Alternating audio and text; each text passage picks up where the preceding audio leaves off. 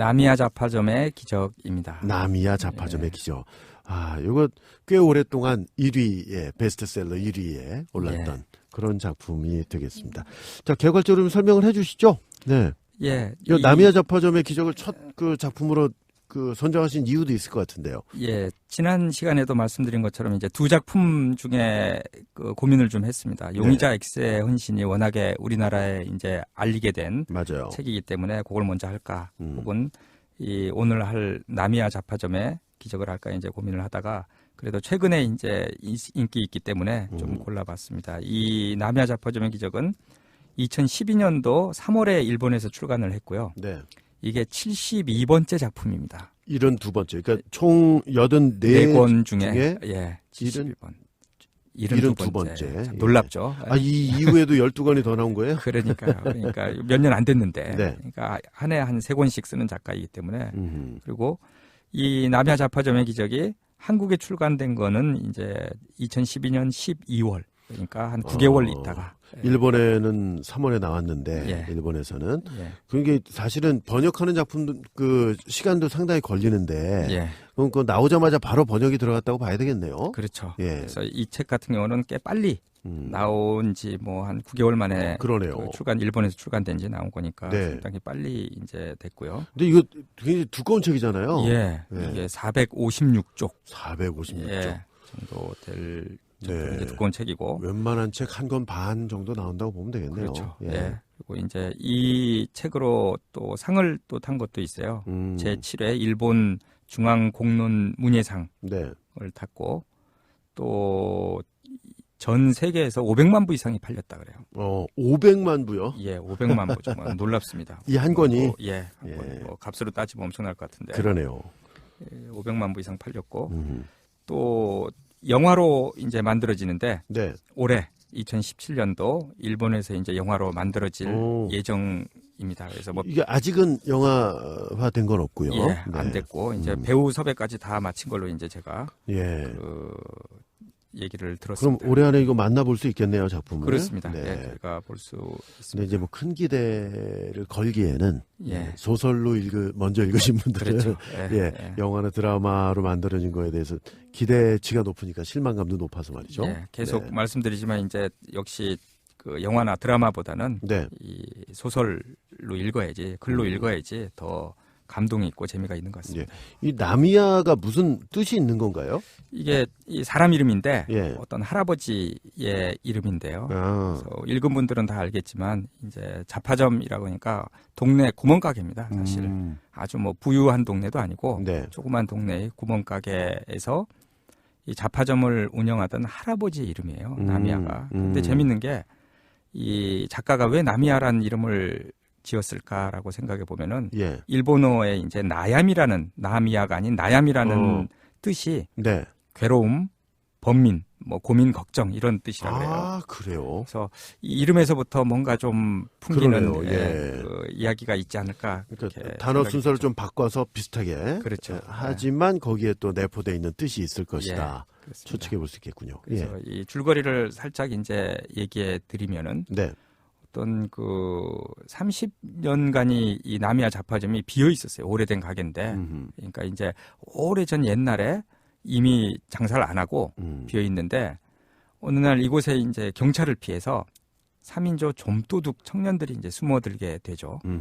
그래서 아무도 없는 이제 외딴 집이었기 때문에 들어갔는데 거기에 이제 하룻밤만 지내고 밤 지내고 밤에 들어가요. 밤에 지내고 이제 내일 나가야겠다라고 했는데 좀도둑들이 난데없이 그 문에 있는 편지 넣는 통이 있는데 뭐가 툭 떨어지게 돼요. 그래서 누가 있나 하고 깜짝 놀라죠 이제.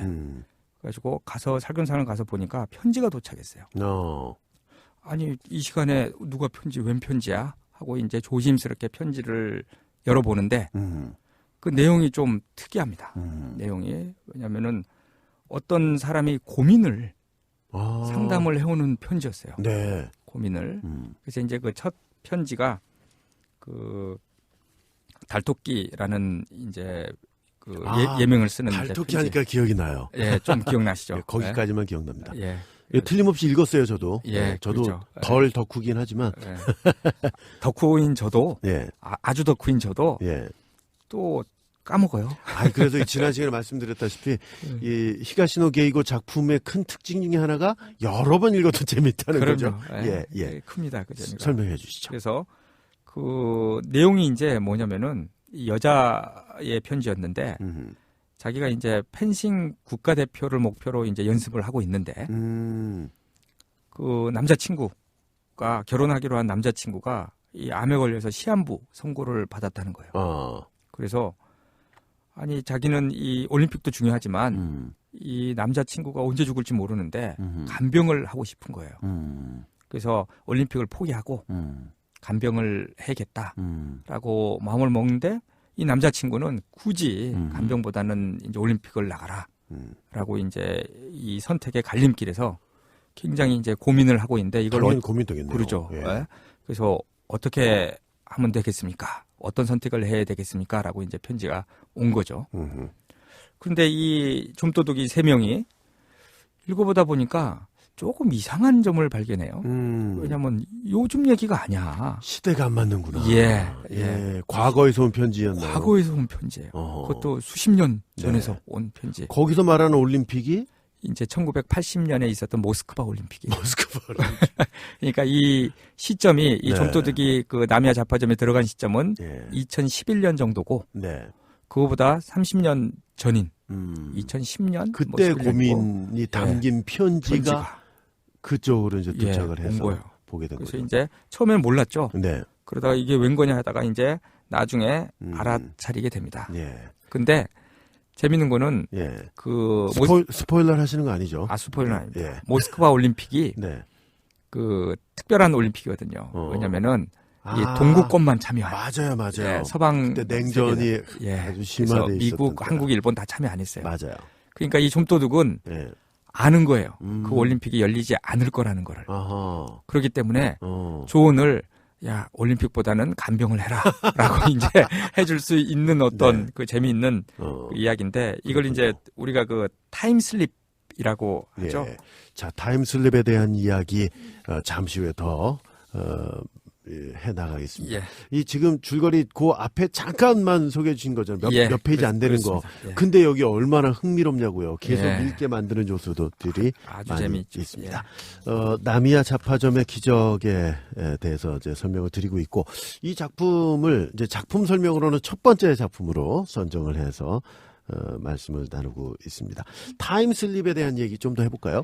이 타임슬립은 어떤 소설이나 만화에서도 많이 사용되는 이제 기법이죠. 이게 이제 타임이 이제 슬립 미끄러진다라는 얘기인데 시간을 뛰어넘는 소재를 이제 이야기합니다. 그래서 이게 그 타임머신과 같이 기계적인 시간 여행을 하는 게 아니고 자연스럽게 과거, 현재, 미래를 오고 가는 어떤 시간 여행을 의미하고요.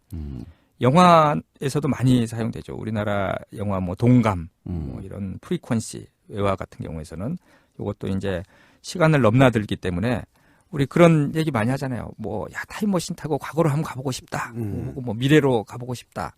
뭐 백투 더 퓨처 뭐 이런 영화도 있고. 근데 그것처럼 그 시간을 그 거스르는데 재밌는 거는 의도적으로 거스르는 게 아니에요. 그걸 이제 타임머신이고 이 타임슬립은 자기도 모르게 우연한 기회에 우연한 기회에 이렇게 뭐 왔다 갔다 하게 되는 심지어는 타임슬립인 줄 모르고 그렇죠. 주인공들은 맞습니다. 그래서 이제 그 기법을 사용함으로써 독자들로 하여금 더 이제 몰입할 수 있게 이제 이끌어 줬죠. 가만히 이제 앞서 말씀드렸듯이 나미야 잡화점의 기적 저 틀림없이 읽었거든요. 요즘 이제 올림픽 얘기 그 잠깐 이제 맛만 보이셨는데 맛도 아니죠 뭐 전체 뭐 거의 몇 페이지예요? 450페이지 정도 되는 책인데, 근데 그 이후도 이런 식으로 진행이 되나요, 전개가? 더 여쭤봐도 되나 이거? 이유도 스포일러? 이제 그 스포일러 될 수 있기 때문에 제가 길게는 말씀을 안 드릴 텐데, 한 두세 가지 이야기가 더 비슷한 어떤 편지들이 오는 거예요. 그러니까 계속 고민 상담하는 편지들이. 그렇게 오게 되고 그거에 대한 자기가 아는 성심성의껏의 이제 답변을 이 세 친구가 이 사람들은 좀도둑들인데. 그래서 이제 좀도둑들 사이에도 의견이 분분합니다. 성격들이 다르기 때문에. 그래서 야, 우리가 뭐 이거 해주냐. 빨리 우리는 그냥 도망가자라는 얘기를 하는 도둑도 있고. 목적에 충실하게. 예. 또 아주 착한 또 친구가 있어요. 그래가지고 우리가 그래도 끝을 봐야지 저렇게 고민하고 있는데. 착한 도둑이라. 재미있는데. 예. 이게 재밌는 게 편지를 이제 답장을 하면은 바로 또 와요. 그러니까 이게 타임슬립의 이제 특징이죠. 네. 그래서 뭐 시간 개념 없이 장치를 이 소설 안에 만들어 놓은 거니까요. 예. 그래서 뭐 그 하룻밤 딱 있거든요. 그 안에서. 근데 하룻밤 사이에 수많은 편지와 수많은 사람들의 이야기들을 이제 여기에 담고 있습니다. 네. 그래서 재밌는 게 이 이야기들의 각각의 이야기들인데 네. 나중에 다 연결돼요. 참 재밌게도. 그러니까 이게 참 뭐라고 그러죠. 이 구성이 참으로 이 촘촘하고 탄탄하죠. 네, 탄탄하고 완벽하죠, 네. 정말. 맞습니다. 네. 아주 탄탄하죠. 그래가지고 그 다 연결이 되고 우리가 이제 이 책이 이렇게 왜 그렇게 인기가 있는가 하니까 이 고민 상담 때문이 아닐까 그런 생각을 좀. 고민 상담을 주제로 했기 맞습니다. 때문에. 그렇죠. 그래서 현대의 삶이 정말 스트레스 많아요. 네, 무한 경쟁 시대에. 근데 이 많은 스트레스들과 괴로움들을 누구한테 털어놓기 참 쉽지 않거든요. 네, 그럼요. 네, 정말 깊이 자리 잡고 있는 그 어떤 그 고민들을. 네. 근데 이제 이렇게 편지를 통해서 좀 털어놓으면은 속 시원하거든요. 그럼요. 그러니까 이게 뭐 어떤 답을 기대한다기보다도 예, 그렇게 글로 나의 고민을 적어 본다는 것 자체가 또 정리될 수 있는 기회도 되는 거고요. 예. 근데 이 소설에서는 실제로 답까지 얻는 거잖아요. 그렇죠. 기가 막힌 답을. 그렇죠. 여기 뭐 재밌는 것 중에 이제 하나는 네. 이것도 좀 스포일러가 될 수 있기 때문에 좀 네. 조심스럽긴 하지만 예. 그 한 여성의 이야기가 이제 등장을 합니다. 이 여성은 굉장히 어려워요. 집이 어려워서 어렵기 때문에 빨리 이제 돈을 벌어서 경제적으로 이제 기반을 잡아야겠다. 네. 가정을 자기 집을 돌봐야겠다라고 해서 회사에 이제 들어갔는데 이게 잡일만 시키는 거예요. 정말로 막 예. 그냥 막 힘들게 만드는 거예요. 그래서 에이 때려치고 이 호스티스 술집에 나가서 일을 해야겠다. 이제 뭐 이런 일을 이제 벌입니다. 네. 그런데 이런 거에 대한 고민이 좀 있었던 거예요. 그래서 그 고민에 대한 사항을 이제 넣었는데 이 아주 철없는 아가씨인 줄 알고 이 좀도둑 3명이 본인들도 좀도둑이면서 막 혼내킵니다. 네? 똑바로 살라고. 똑바로 살아. 뭐 이런 식으로 이제 혼내켜요. 그러자 이제 다시 이제 답장이 오는데 자기가 얼마나 힘든 상황인지 아느냐라고 하는 거에 이제 이해를 하게 돼요. 이해를 했다. 그래가지고 이 아가씨를 돈을 벌게 해줘요. 아주 재밌습니다. 예. 그게 그래가지고 내 말을 잘 들으라라고 하고는 1985년에 부동산과 주식을 사서 이런 생각은 누구나 한 번씩 하죠. 예, 해봤을 건데 미래만 가 보면은 다 하는 거죠. 로또 사자 뭐 이런 거 있죠. 있죠. 예, 그래서 89년에는 다 팔아라. 그래가지고 이게 일본의 경제를 아는 거예요. 그래가지고 진짜로 큰 부자가 돼요. 예, 큰 부자가 돼요. 그래서 이런 얘기인데 또 다 연결되죠. 이 이야기가 그냥 그 독립된 이야기가 아니고. 그 이야기가 연결이 됩니다. 그래서 이제 재밌는 거죠. 예. 자, 줄거리에 대한 얘기는 여기까지 해드릴게요. 예. 자, 히가시노 게이고의 작품 나미야 잡화점의 기적 함께 말씀을 나누고 있는데, 요게 그 독자들이 올려준 댓글들, 요게 또 기가 막힌 것들이 있죠. 예, 몇 개만 좀 소개를 해주시죠. 예. 알라딘 인터넷 서점에서. 네. 최고의 작품을 선정해 달라 히가시노 게이고에 네. 해가지고 쭉 리스트를 놓고 이제 댓글 이벤트를 했습니다. 네. 그래가지고 1등은 용의자 X의 헌신이었어요. 1등은 그리고 이제 나미야 잡화점의 기적이 2등을 했는데 네. 댓글들 중에 몇 가지 재밌는 것들이 있어서 좀 읽어드릴게요. 네. 마음이 따뜻해지는 책. 맞아요. 자녀에게도 읽어보라고 추천할 거예요. 이거는 뭐 살인 이런 게 나오는 게 아니니까. 그렇습니다. 예. 그래서 초등학생 딸과 같이 읽어도 좋은 책입니다. 뭐 이렇게 했어요. 그래서 이게 워낙에 이제 추리소설이라고 하면은 어떤 일부의 독자의 이야기일 수도 있는데 네. 이 책 같은 경우에는 정말 전 연령대가 읽어볼 수 있는 아주 좋은 책이고. 그러니까 독자층을 확 넓힐 수 있는 좋은 책이죠. 예. 예. 그래서 이런 것도 있습니다. 재미있는데 이 책을 전교생 앞에서 추천했다. 이런 고등학생의 네. 이야기 같은데.